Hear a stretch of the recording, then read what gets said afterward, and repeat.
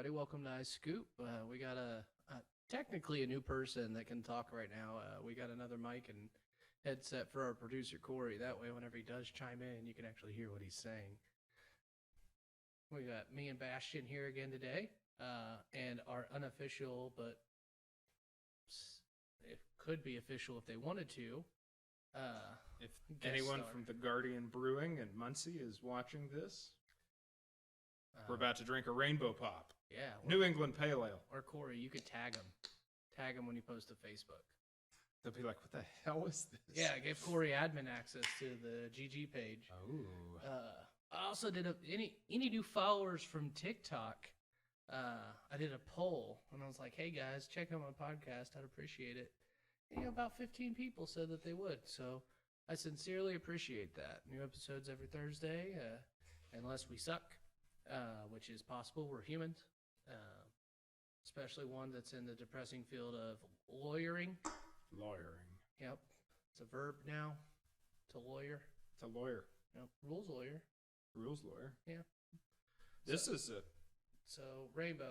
You could call this lawyering. This is what lawyers spend most of their time doing. Drinking. It's just like, I paid a lawyer. What do you do? He cried in the corner with a can of beer in his hand. That is such a good one.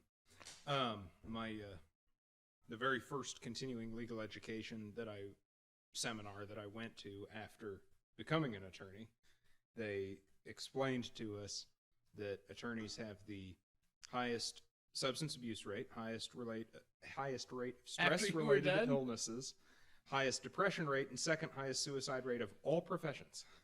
Yeah. Once again, this is a magic podcast. I don't know if you... Magic the Gathering. I was thinking about splicing a clip. I was listening to us. That's from 2 weeks ago. I got behind. But it's weird. We're off on a tangent about depressing jobs. And I said the same thing. You got to fund the magic somehow. That's no joke, man. Like, you think crackheads work hard to fund their addictions? Have you ever seen what people who go through with an impressive cube? It's rough. You give everything. Yeah. Kelly gives everything every week for his cube. Gotta earn it. The cube hungers, man. That's Corey. How many times do you ever hear me say that? It's like my fucking number one saying. Well, like 800. Yeah, like there's cube. I never turn down cube donations. Like, I've got old school dual lands in there and like 50-cent proxies. Like, I don't like ordering cards online for the collection. Like, almost everything has been like in front of me. I think the only thing that I ordered were the Masterpiece swords. And that's because, like, when I was taking a break from Magic, I still kept tabs on Magic. Like, I bought the Brea Precon, I bought the Duretti Precon because they're both artifact-based commander decks. I'm an artifact player.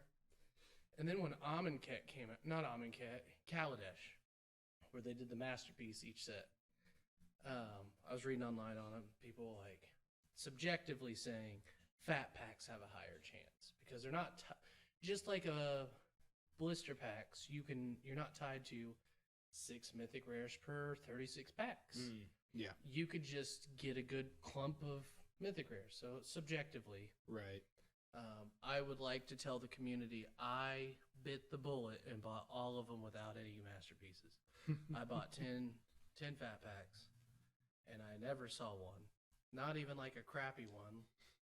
Like, what was the Titan cycle of artifacts? Do you remember what those were called? Gear Hulks, I think. Yeah, Gear Hulk. I didn't even get a Gear Hulk. That's weird. Yeah, it was shit luck. But, I feel like on Arena, every time I do a Strixhaven sealed pool, I always get an absurdly high number of mythics, which I'm not complaining about at all. It's always like, here are your 6 rares and mythics, and then it's always like, because your Mystical Archive cards, 2 of them were rare and 2 of them were mythic, you get 4 more rares and mythic. That's awesome. I don't know if that's on purpose or what. I hope but so. I would strongly recommend playing the sealed deck on Arena. Also because it's a hell of a lot of fun. It's a really good sealed format. So I have a question about arena because I don't really touch it because the tutorial level. Anyway, not the point. You got to earn your place in the arena. Yeah, because I'm fucking new to this game. I've played for 15 plus years. Make sure I know that a grizzly bear can tap. If you can't win 3 games with a bunch of vanilla creatures, you don't deserve to be able to just play Magic as you wish on arena. No, like, it's the principle of the matter. I have my debit card out. I'm like, I'm going to try and draft the week before the draft so I can practice for the event. Stonks. I'm going to be ahead of the game. Yeah. No, we don't want your money. We want you to make sure you know how to tap this plains. One. We'll wait. Tap the plains. All right. Now cast the squire. Okay. Thank you. Now it is a long tutorial. Yeah. Oh my God. It's so tedious. It's walking through mud. I was there to spend money, and they're like, You know what though? Maybe that's a good reminder to a lot of enfranchised players of how hard it is to play Magic. How much you take for granted in terms of what does tapping mean? Right. Does it turn the card off? No, it doesn't. I'm not. You know, all of these different things. Because it's really easy once you're used to the game to like sit a new player down and be like, okay, so your lands are your resources. Now, anyway, you play the card because it's got the casting cost, and it's like you already hit 7 rules that they don't understand. Well, I always break down the lands to different currencies. I was like, to buy this MaRo Anaconda, you have to have 1 white mana. That's good. And you know, maybe I'm unique compared to some other players because, you know, hosting events, doing like e-commerce and podcasts and interacting with people in all tiers, you know, I understand that there's some people that just can't wrap their head around layers. And there's board states like lightning bolting your Tarmogoyf, and that instant puts you at 4 right as state-based actions are checked. I know there's people out there that I guarantee there's people in our play group that don't understand that ruling. They've just accepted it as truth because I said so. What he means is Tarmogoyf. Oh yeah, see, I didn't explain it. Tarmogoyf's toughness is equal to 1 plus the number of different card types in all graveyards. So if there are no instants in a graveyard and the Tarmogoyf's 2/3, and you cast a lightning bolt, then by the time the damage is actually dealt, the 3 damage are dealt to the Tarmogoyf, there's now an instant in the graveyard, and the Tarmogoyf has 4 toughness. Yep. Seen that happen at one of my events. I had to break the news to some unwitting child. I say child, it's like a teenager. And I'm like, no, man. No, you totally whiffed on that. Flunk is just clobbering people right now. The Flunk 1 and a black for an instant. Target creature gets -X/-X, where X is 7 minus the number of cards in that creature's controller's hand, which is just impossible to even imagine from just hearing someone say it. You kind of need a piece of paper. What it does is, if you have 3 cards in your hand, or if your opponent has 3 cards in their hand, and you flunk their creature, then they get -4/-4. And that is just impossible for people to figure out. If they have 6 cards in hand, then it's -1/-1. Pay attention in algebra, people. Yeah. You'll be better at Magic. Yeah. Or if you're struggling at algebra or in Magic, you can do calculus. Magic's a great teaching tool for math especially. I mean, you just don't realize how much math you're doing in a game. I ended up, math was one of my majors and computer science was the other, which is essentially what Magic is just a bunch of complex computer systems and math problems. Yep. And I have to assume that was a large part of it, was growing up, like developing better logic systems. I always liked playing Thalids. So all of my decks were like these slow incremental gains and then trying to math this out. And it, I mean, I probably gravitated towards them because of my personality, but they also, they shaped my understanding. I agree with that premise. When I worked for a large automotive company that rhymes with Rhonda, that shall not be named, when we would be in a meeting or something, a lot of people assumed a vacuum. They're like, this is our idea, this is what you do, and this is the result. And I'm like, what if this? They're like, that shouldn't happen. We employ humans. It'll happen. Yeah. It's like until you automate everything, you gotta consider the human element. It's like goldfishing your deck. Yeah. Curving out sounds like fun. That'll never happen in Magic. Unless you're on Arena. Unless you're playing best of one. Don't but put even X then, spells in your Arena deck. they're curving out perfectly too. So you're still like Fervent Champion, and then as you're preparing to play Fervent Champion on your second turn, they're all like Heartless Act, Blood Chief's Thirst, Yeah. clean it out, uncurve you. Please give me an Arena with no algorithm, like just purely random opening hands. That's what best of 3 is supposed to be, and it feels that way. Does it? Oh yeah, you get horrible hands. Well, in they best of push more 3. It best feels of really 3. honest. Oh, I was gonna ask you earlier. We totally ADHD'd out of it. So let's say you're doing a draft, and you intentionally draft a mythic you have 4 of. Yeah. You get a wild card? No, you get gems. Oh, okay. You get 20 gems for a rare and 40 for a mythic, I think.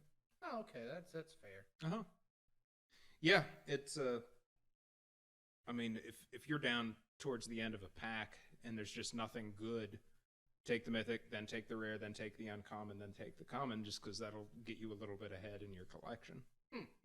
Unless, obviously, if you have a reason within the draft to Right. do something. Play for the game. Yeah. But yeah, that's a nice little way to get ahead. It's always fun if you, if the cards are just on your team that draft, and at the end of the draft, before you've even played a single game, it's like you got 120 gems. Awesome. I'm a firm believer in money drafting. I used to be a broke kid, right? I didn't have a lot of cards, so I'll punt the game if it means just taking this $80 mythic in my opening pack that will do me no good in a limited format. That's something I like a lot about Arena, is the cards are so available. Right, that was my next point. Yep. Arena feels liberating. But Yep. Go on. If you get, first of all, the card styles are all separate, so there's no chance that like, oh, I got the alternate art, full card art, foiled up, mythic, money rare. You're not going to get that. The best you'll get is just some bomb mythic, but even then, like, skip it. Yeah. You can easily, unless your goal is to just collect every single card there is by 4, you can afford to pass, some of the shocking cards. When I first started playing on Arena, I still had it in me to like rare draft a little bit for that same reason. Right. It's just, well, you put it this way: you can't have enough money that you just ship $120 card out of the pack because you're like, well, I don't really care about this. doesn't fit in the deck. The only time I've ever done that is when I went to somebody's house and they bought a box and we were just drafting the packs. That was something that I always. But I mean, the downside is there's less on the line.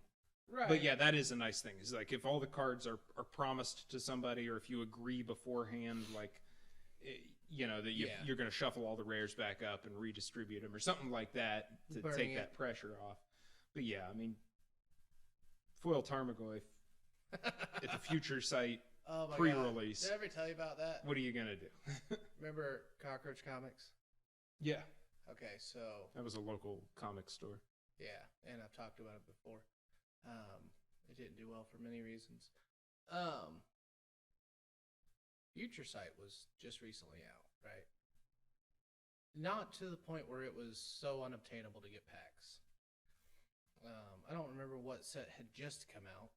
Planar Chaos.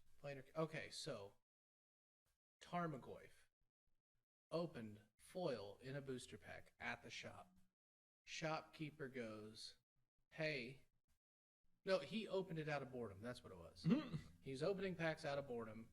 This time worked in his favor. He lost a lot of money that way. But this time worked in his favor. And do you remember when Slammo would go up to the shop, Corey? I'm going to need a little bit of your dialogue here.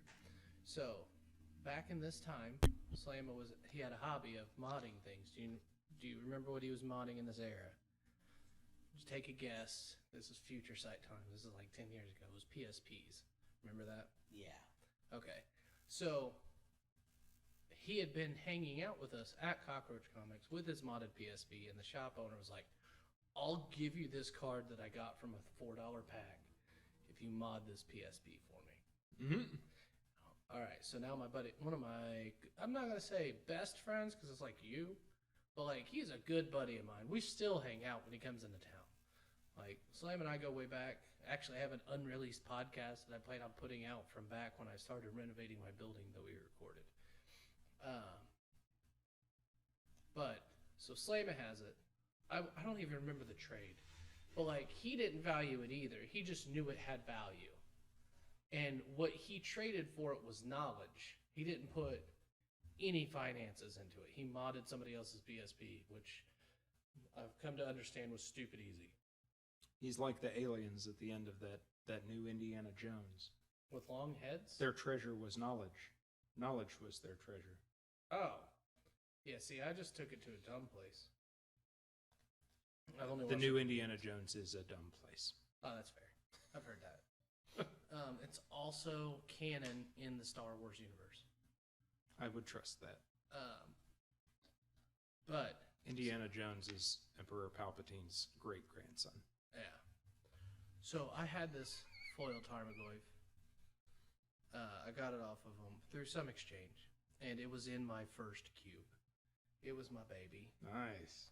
And at the time, it was only $100 foil. Remember when Tarmogoyf was in the common box and nobody, like bulk boxes, when it first came out, nobody really gave a shit? Yeah.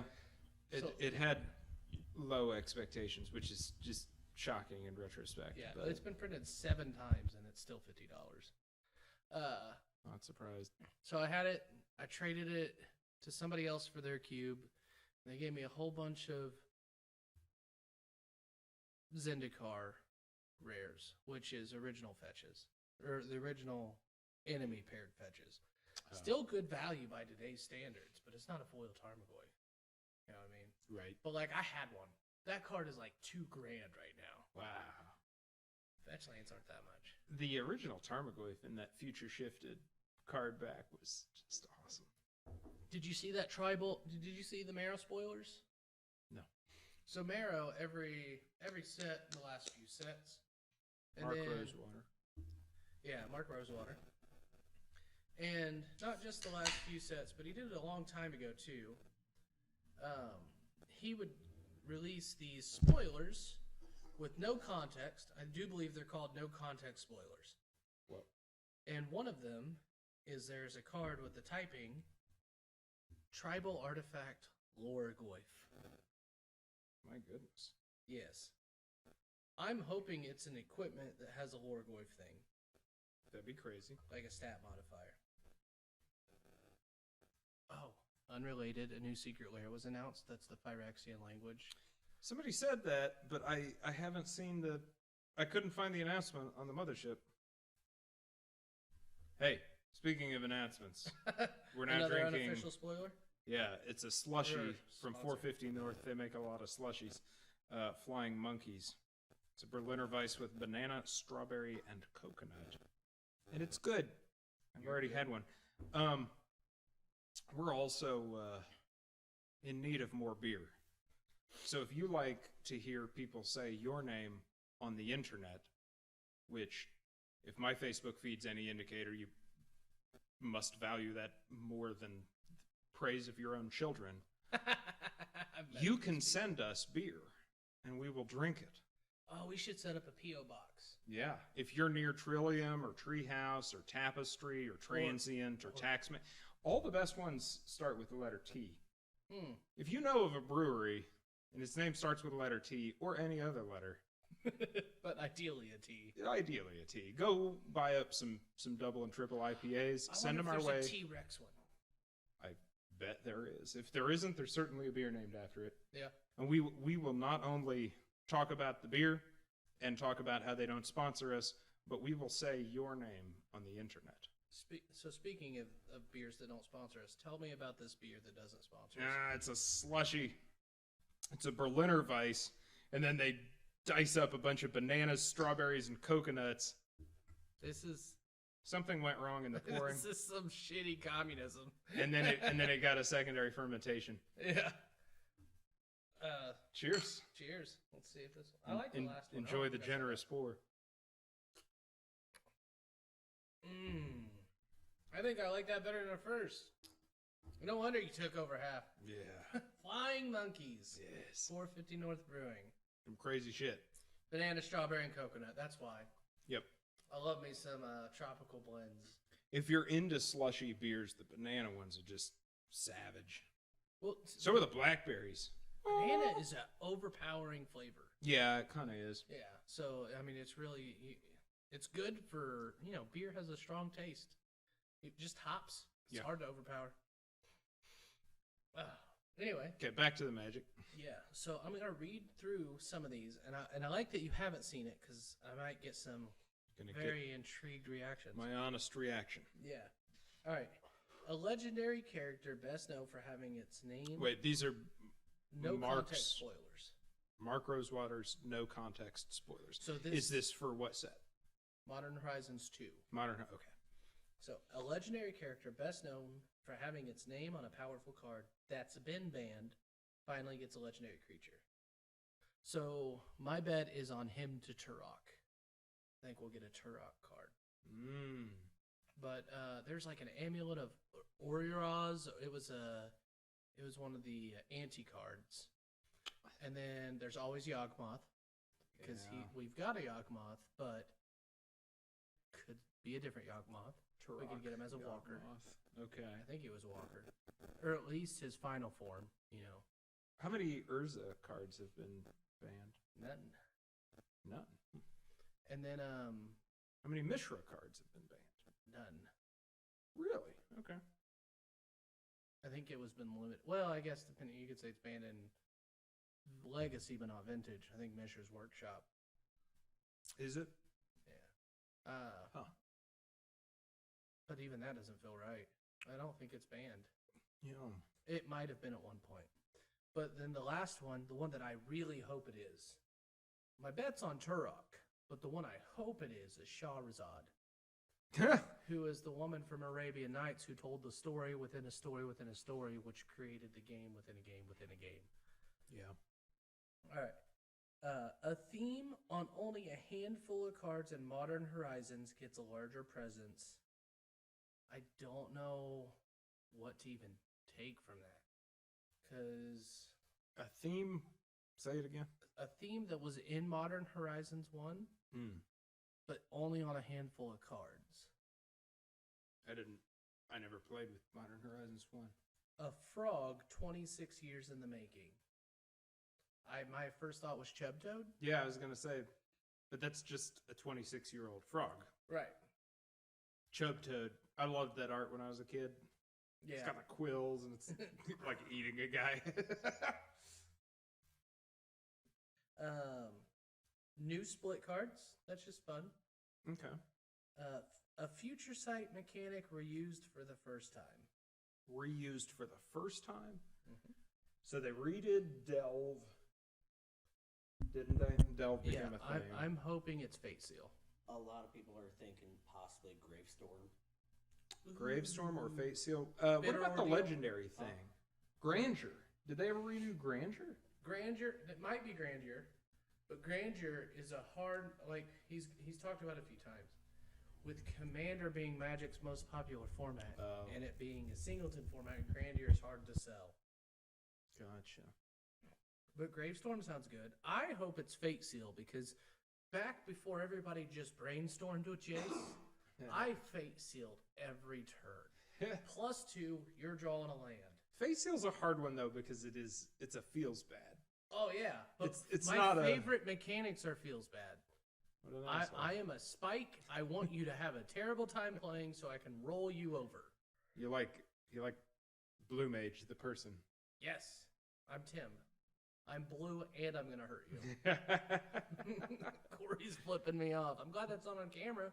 Fuck, dude. This isn't a kid's show. Remember that, YouTube. If you're a child, please turn this off and report this to your parents.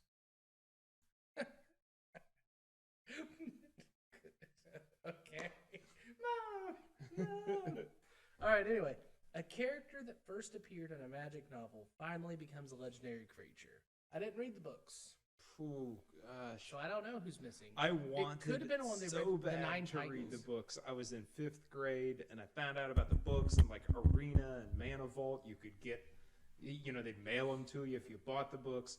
And my $1 a week allowance, it was hard enough to buy packs of Fallen Empires for a minute. And then when everybody was like, "This set is trash," I started buying 1 pack of Fallen Empires a week with my allowance. But anyway, I couldn't afford the books. And I owned so many Fallen Empires cards. Yeah. You gonna say something, Corey? All right. The tragic child. A card with the numbers 4 and 14. I want it to be a mill spell. That'd be nice. A fan favorite animal character finally becomes a legendary creature. Give me Steve. Sakura Tribe Elder. Kodos Green Kamigawa. Sacrifice this creature. Search your library for a land card. Basic land card. Put it into play tapped.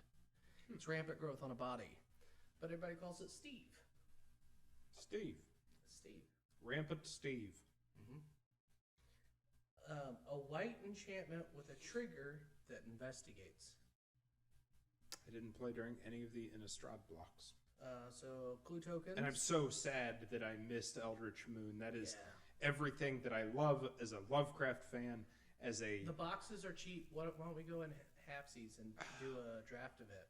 Maybe we record it. Yeah, that could be fun. Yeah, it's like $150 for a box. That's almost a standard set. Yeah, that's pretty sweet. Pretty sure. Because name the valuable cards in that set. Avacyn, it's been reprinted. Some fucking werewolves. What are you playing? Twilight. What are you playing, Corey? Over there with your werewolf deck. Is it Corey's just been Which shuffling a Innistrad? werewolf deck this whole time. The second Innistrad. okay? So Yeah. there's no Emrakul. No. Oh wait, yeah. The No, there second one was. There's Emrakul. Yeah, that was I one. thought that was in Eldritch though. Yeah, he said Eldritch Moon. Oh, yeah, I completely forgot the reason that I think it's all cool is that The Lovecraftian. yeah, part. is that he was living in the moon. It's like a mix of like So it's like Bloodborne channeling Lovecraft into magic plus classic horror. I just can't.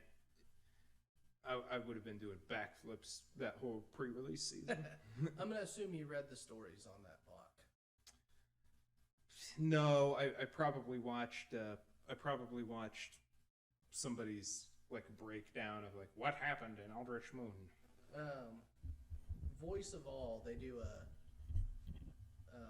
really good reading the story from the mothership, and Tomio the Moon Sage, Emrakul takes control over her as she's casting a spell to try and fuck up Emrakul, like a forbidden spell that she didn't want to do. Uh-oh. Emrakul takes control over her, changes the spell to lock herself in the moon. The only reason Emrakul's in the moon is because she feels like it. But hang on a second. I just got some real-time spoilers for Modern Horizons 2. So we'll get back to the other ones. Dakin, Shadow Slayer. Remember Dakin? He was one of the Grandier guys. The power and toughness equal number swamps you control. No, Corlash, heir to Blackblade. Oh, okay, yeah, that's what Dakin Blackblade was the original with Richard Kane Ferguson art Yes, in yes. Legends. I used to sit around and just every centimeter of that card, I just analyzed all of Richard Kane Ferguson's art. Back in the day, 5th grade me was just Dakin Blackblade, one of my Then you'll love favorite pieces. this static ability of his. Okay.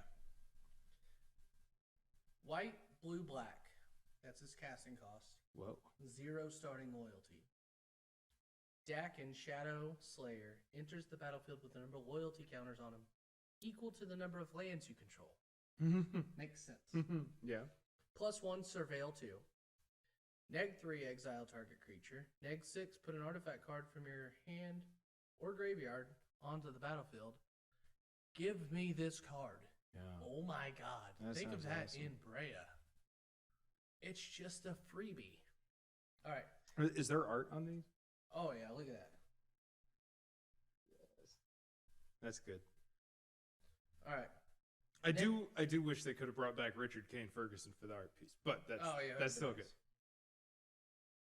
Richard Kane Ferguson doesn't sponsor this show, but just your heart. If this show ever starts making money, we are going to mail some to Richard Kane Ferguson.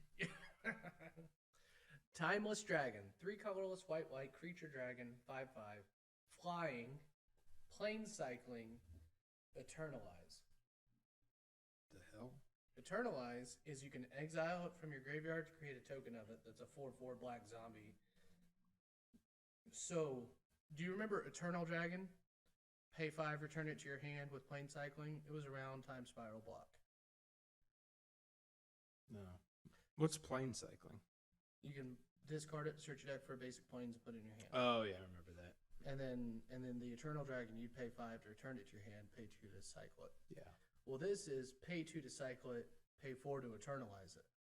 So if you're struggling for mana in mono white, you can pitch this turn 2 to grab a land for turn 3, and then turn 4 you can eternalize it to still have a zombie dragon. Wow. All right. Next we have Rishadan Dockhand, Rishadan Port. Yeah. 1 blue, creature, merfolk, island walk. Want to guess its next ability? I'm trying to remember what the Rishadan Port does. Just read it. Colorless, tap it, tap target land. That's cool. 1/2. Neat. Grief. 2 colorless, 2 black, creature, elemental incarnation, mythic. 3/2, Menace. Menace. For those of you who aren't in on that joke. Menace. When grief enters the battlefield, target opponent reveals their hand. You choose a non-lane card from it. They discard that card. Evoke. Exile a black card from your hand. That's cool. So I can free cast this elemental incarnation by pitching a black card, and you'll be thought seized. This is a free thought seize. I can go turn 1 thought seize, turn 1 grief, if I know that other card has to go to. Thoughtseize plus Thoughtseize. Off 1 black mana. I like it. Yeah. I like it. Oh. Profane Tutor. Suspend. Colorless and a black. Search your library for a card, put it in your hand. Nice. What's the suspend count? 2. Ooh, that's cool. Yeah. All right. Unmarked Grave. Colorless and a black. Search your library for a non-legendary card and put that card in your graveyard. Then shuffle. These are some spicy cards, and one of them has been kind of mentioned in that list because, not that list, what was it last week or the week before we were reading the potential spoilers, and the guy had said a cycle of incarnations with an evoke cost. Yep. Similar to Lorwyn block. So we can confirm that guy's got some legitimacy to him. Do you remember any of his spoilers off the top of your head? No. Okay. Well, it's not important. Listen to other content. Yeah, shameless plug. You're already here. Be here longer. All right. A planeswalker from the past that's previously only had your legendary creature card. We just saw him. Daxon. Nice. Here's some snippets from rule text that appear in the set. Whenever you cast your 3rd spell each turn, for each other ooze you control, if an ability of a blank or another blank you control triggers, that ability triggers an additional time. This ability costs 1 less to activate for each +1 counter on creatures you control. You may sacrifice a mountain rather than pay the spell's mana cost. What was that red card from forever ago? It's not going to come to me. But I think I remember it's that. pitch a mountain to cast it for free, deal 4 damage. Yeah. And I want that in modern red deck wins. Trample over planeswalkers. If an insect card was milled this way. Trample over planeswalkers. Oh yeah. That's fun. Yeah. If an insect card was milled this way, protection from permanents with a corruption counter on it. Oh. Choose a number between 1 and 5. Flip that many coins. Give me another Krark. Instead, create one of each. Here are some type lines from the set. Artifact Creature Assembly Worker. Creature Dinosaur Illusion. Creature Dothy Rogue. Okay. Creature Skeleton Shaman. Yeah. Creature Elemental Incarnation. We just saw one. Sure. Artifact Creature Clue Mirror. Okay. So it's going to have tap for probably a colorless. Pay 2, tap it, sack, draw a card. It's basically Mind Stone. Yeah, I was gonna say it's like the Mind Stone mirror. So yeah, so it'll be Mind Mirror or Mirror something. Stone. Mirror Stone. Tribal Artifact Wargoyf. Yeah. Legendary Creature Merfolk God. Okay. That one was interesting to me. Yeah, that's That's wild. the one I'm excited for. Oh yeah, Corey's got like 4 Merfolk decks. Pretty much every color combination of Merfolks you can build, that's his commanders. And Teysa. Legendary Creature Snake Elf Scout. Legendary Creature Squirrel Warrior. That I'm sure there's going to be a full article about Mark Rosewater's triumph in getting Yeah. And then there's like getting the Squirrel Warrior into the set. there's just a bunch of reprinted things. Cabal Coffers is being reprinted. Oh, that's fun. We've got Yusri, Fortune's Flame, a colorless blue and a red. Legendary creature, Ifrit, 2/3. Flying. Oh, this is one of the cards. Whenever Yusri, Fortune's Flames attacks, choose a number between 1 and 5. Flip that many coins. For each flip you win, draw a card. For each flip you lose, it deals 2 damage to you. If you won 5 flips this way, you may cast spells from your hand this turn without paying their mana cost. Whoa. Remember Flame Tongue Kavu? Yeah. Flame Tongue Yearling. Red creature Kavu, 2/1. Multi-kicker 2 colorless. Flame Tongue Yearling enters the battlefield with a +1 counter on it for each time it was kicked. When Flame Tongue Yearling enters the battlefield, it deals damage to its power equal to target creature. That's cool. I like Yeah, this I like card. that a lot. Thrasta, Tempest's Roar. Whoa. 10 colorless, green. Legendary creature dinosaur. This spell costs 3 less to cast for each other spell cast this turn. Trample, haste, trample over planeswalkers. This thing just tramples over everything. Yeah. Thrasta Tempest Roar has hexproof as long as it entered the battlefield this turn. 7/7. It's coming for you. Nice. I'm glad it has a high power. You can't have trample and tramples over planeswalkers and be like a 3/3. I would like it when I read trample over planeswalkers. I was hoping it was ball lightning. Nah. Yeah. I don't think that's an unreasonable ask. No. I think that would be Ball fun. lightning's a classic card. Ball Lightning is a classic card. I remember opening that in a pack and being very excited. And then when they made Groundbreaker in Planar Chaos, that was also a lot of fun. Oh yeah, I remember The green Groundbreaker, I opened in packs. Ball Lightning. Thank you.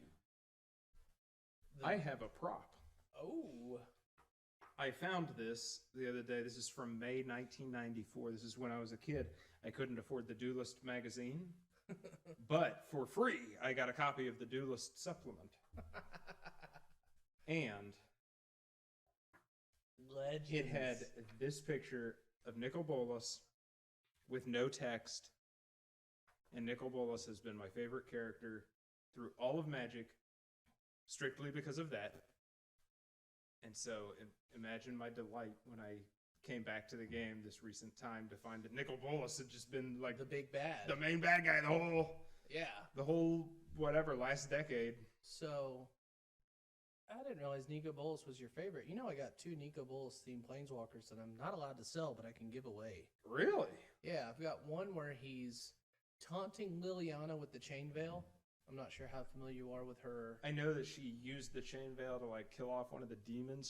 So she had Nika Bolas brokered the deal between 4 demons to give her youth, power, and some other stuff. Okay. To give her a long life and youth. Those are 2 different things. One made her younger. One extended her life out. Power. I don't remember the other one. It might have just been more power. Anyway. No, the other one had her get the chain veil so he could use, like, because she was weak from his perspective. Yeah. Anyway, once she killed all 4 demons, her contract defaulted to the broker. And so Nika Bolas had control over her. And while she was free to some extent from the demons, because if she wasn't on the plane, they couldn't control her, Nika Bolas could follow her everywhere. There we go. But anyway, so it's Nika Bolas, a chibi version. You do comics a little bit. Do you remember the chibi Marvel character comics where, like... What's chibi? Like kid versions? No. So there's a series of alternate arts where I it's didn't like... know that children read comics. Mm-hmm. I read comics as a child. Yeah. So there's a series where, like, they're at an arcade, the game is fighting Thanos, and the Hulk is kind of hunched over, and Captain America's standing on his back to reach the game. So stuff like that. I loved that. So whenever I got to the point in life where I was like, if I could just pick a theme for a playmat, it's going to be a playground version of the struggles. And so Nika Bolas was taunting Liliana on the playground by flying and snatching her chain veil. And so she's standing on a skull trying to reach him, and he's flying away with it. I like it. The other one, Nika Bolas themed, is Ugin has Nika Bolas in the meditation realm, and he's in timeout. The other one that I wanted to do that I never commissioned because the guy charged a lot, and I'm a small business, and I'm okay with paying artists what they're worth, but he charged per character, not per piece, which is a different thing. I wanted an Ixalan. It was during War of Spark, but I wanted the Golden Sun daycare because the Golden Sun wouldn't let you planeswalk away. And Tezzeret with a little ring, one of those little child safety rings, and all the other planeswalkers inside of it. So he's the daycare sitter because he's the one that makes the Golden Sun go away. Nice. Yeah, I've got the concept art for it, but yeah, Corey's got the. That's awesome. Yeah. Remind me sometime. I'll bring it to you. I've got plenty. Cool. Yeah. Yeah, please. Yeah, I've only got like $5 in it. That works. But yeah, that was my first taste of Nika Bolas. That's awesome. That's crazy. I was nuts about. I couldn't find any just legends. down there, like, no, that's Hammerheim. Oh, Hammerheim. I used to fantasize about living in Hammerheim. Arborea. I don't even know what the hell Arborea does, but that idea of this, it's an enchant world. It's got this guy who's just traversing this world of all plants. That's awesome. And then Lady Orca, just another fantastic piece of art. And the gold card backs. At the time, I only owned revised cards. When I saw this, I grabbed up all the dark that I could. Oh, and then on the back, there's the Hornet Cobra. Another just glorious piece of artwork. Force of Negation. Force of Negation reprint in the classic frame. Huh? Giver of Runes also. Nice. Still no mom. They're, here, one thing. Cabal Coffers, that needed a reprint. Yeah. That's why it wasn't in the Time Spiral remastered. Like, no. Wait a month.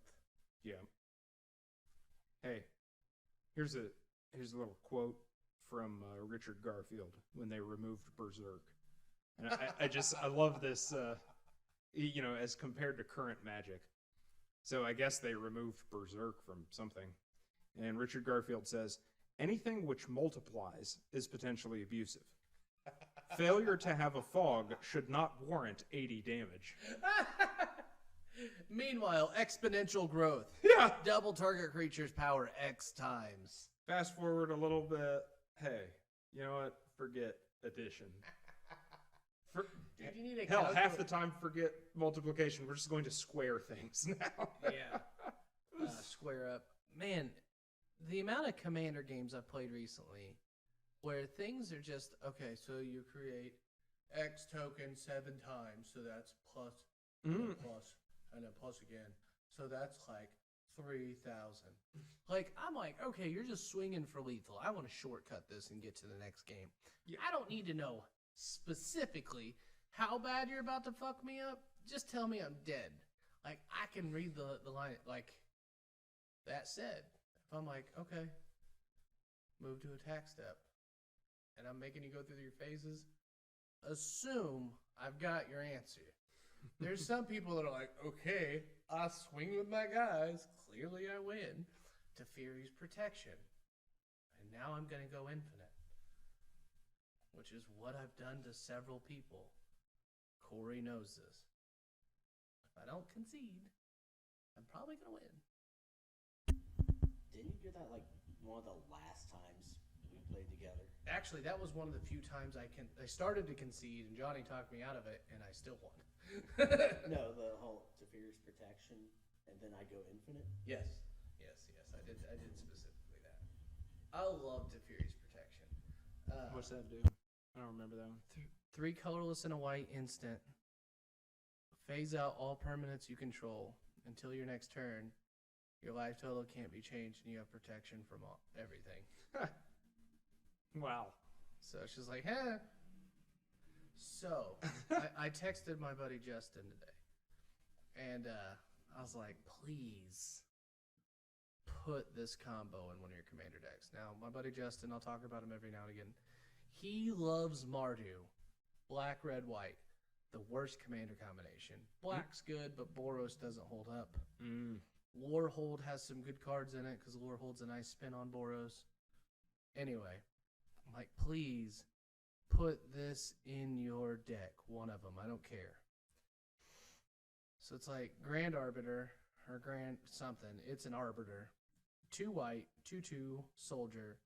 Your opponent can't activate abilities or cast spells during your turn. So it just shuts them out. So your turns are your turns only. Teferi's protection. Lethal Vapors. Lethal Vapors is 2 colorless, 2 black. If a creature would enter the battlefield, destroy it. 0, skip your next turn, destroy Lethal Vapors. Any player may activate this ability. So what you do with your guy out that prevents them from interacting is you cast Teferi's protection. And then you respond by putting on the stack, just say 800 instances of you skipping your next turn. And then if your opponent doesn't have like a I win the game, they're going to deck out. Because they can't hurt you. You can't lose until their 200 draw phases are over. Yep. That's awesome. Like, just because all of those cards are good on their own. Lethal Vapor's kind of like one person's going to bite the bullet. Odds are it's going to be my Tigum deck, which is all about time warps. But still, like, none of them are bad. That's awesome. Yeah. Unless they play the, what is it, the Dawn of the Second Sun or the... Well, yeah, something that gives them the game. Yeah, something that... So, like, but even Thassa's then- Oracle, which just got banned in Historic. Yeah, it would have to specifically say wins the game. Yeah. Not target Thassa's playable. Oracle, the only card in the banned list this time. Mhm. It would be interesting, it would be funny, rather, to see somebody make the mistake to use Door to Nothingness on you. Target player loses the game. I have protection from everything, dog. You have to pick a valid target. That would be you. You would lose the game. You're the only valid target. When you're the only valid target. How many people here have accidentally blightninged somebody with Leyline of, which is it, Vitality? Not Vitality. The white one that gives you hexproof. And so the white Leyline that you board in 4 of against RDW, it's if it's in your hand at the beginning of the game, put it into play, you have hexproof. So blightning is target player takes 3 damage and discards 2 cards. So if you forget about Leyline, and then you cast it, you discard 2 cards, and then you take 3 damage off your own spell, and it feels bad. Nice. Yeah. Well, we've gone over the spoilers, gone over the no context spoilers. Yeah. We've hit a lot of it. Anything you want to touch on? Someday I would like to draft a blue deck in this current Strixhaven format. Just as far as I can tell, everybody is all over Prismari and Quandrix. that and like every draft that I do, I just keep banging them out because it's an awesome draft format as well as being an awesome sealed format. My first bomb is always black. Finally today, so I end up in. My first bomb is always black, and then also everybody's just eating anything with blue in it. So if you're getting fed Silver Quill or Witherbloom, and you started off with, right, you started off with some kind of good black card, then you're just going to do it. Though, man, there are some awesome things you can do with these. Today I built the is Sedge something witch? She's 2 and a black, rare. Yes, she's the young pyromancer for black. Cast a Magecraft, you get a pest. You get a pest. Yeah. So every spell that I cast, I get a pest. So a couple spells in, and she has ward. And she's got ward. Yeah, I mean she sticks around. Yeah, she sticks around. So a couple turns of her, I've got 4 pests, and the Karok Rider, the guy who puts +1/+1 counters on crap, with his Magecraft. So I play is it Plunge the Depths? Mm-hmm. Sacrifice, and I had an Honor Troll, not my favorite card, but good enough. So I sacrifice 4 pests. I gain 8 life. I put 4 +1/+1 counters, and I make 4 pests. Seems good. Yeah, and so the next turn, I did it again. I just pitch my pests, gain my life, make my pests. Yeah, dude, that seems pretty good ROI. And just distribute all these counters. It's good, dude. Yeah, it is. There's a lot of fun stuff you can do with Witherbloom. But it also, especially Silver Quill. Silver Quill, like so many white decks in draft, you can build it out of commons and uncommons, which is just great because everybody is stop grabbing up the blue cards. Or if you're hyper competitive and you haven't already picked up on this, do Orzhov. Play Mardu in draft. It's not a bad idea right now. Yeah, it really is not. This draft I started off with some weird blue-red rare that was like it was the one it's X and blue-red, and then you just start exiling your whole deck, and like for everything that I mean it was weird, but I was so desperate to get into Prismari that I just grabbed it. And then and then my second pick was a Pigment Storm. And I was like, I'm doing this. I'm going Prismari. Every single one of these had open Witherbloom cards. Next pack, I got just some shitty blue card because it was all Witherbloom cards. So when the 4th pack came in and it was all Witherbloom cards, it was like, all right, I get it. Yeah, it's me. I'm sitting in the Witherbloom seat.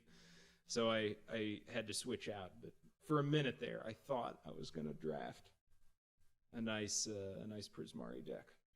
Yeah, so there's a draft strategy I do every now and again where pack 1, I take every piece of removal. Every one of them. Like, that's my focus. And then my idea is... It's a good strategy. Yeah, like, well, a lot of people are like, what color am I in? My first pick's going to kind of, like, tilt me. And then I'll take removal in my color later. So... We'll take your removal. Absolutely. Yeah. So I'll take all the removal, and then whatever I have the most of kind of dictates my color. Yeah. And also pack one, I always try to grab the best thing that doesn't anchor me into a single color. So typically an artifact. Yep. And since I draft from my cube mostly, it's kind of artifact dense. I love artifacts. Artifacts are good. I keep all the colors balanced. I'm like, all right, so this is the archetype. This is what it does. This is the CMC. This card I want to go in. I need to pull out of that CMC because I have tempos set. This is a cool artifact. That's going to go great. Sundering Titan. Nice. Yeah. That's all I've got. Yeah, I just went on a tangent, but that's all I got. Nothing else? All right. Well, that's it for this game. We'll see you next, guys. iScoop.